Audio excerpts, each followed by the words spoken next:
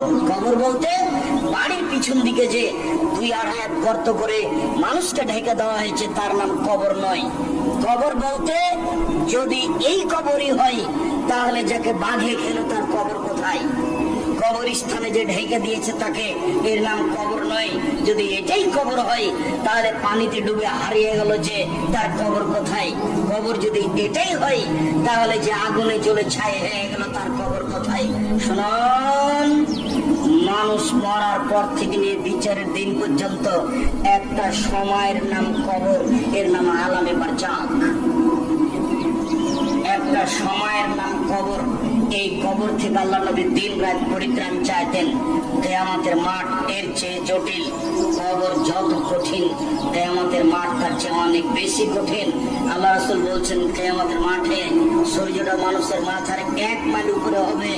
অর্ধ কথাটি মিথ্যে, 1 মাইল উপরে হবে। আর এই সূর্যের তাপে মানুষ ঘেমে যাবে।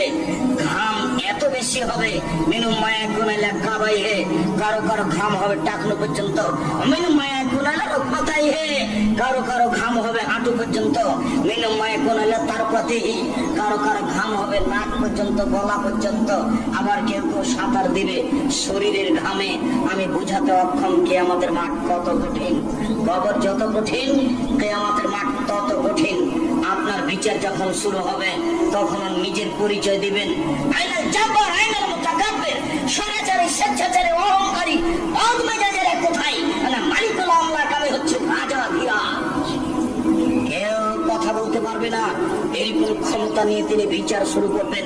কারো কথা বলার কোনো ক্ষমতা থাকবে না। সম্মানিত দিনী ভাই বোন, এরপরই হচ্ছে জাহান্নাম। মহান আল্লাহ বলেন, فأما من خفت موازينه فأمه هاوية।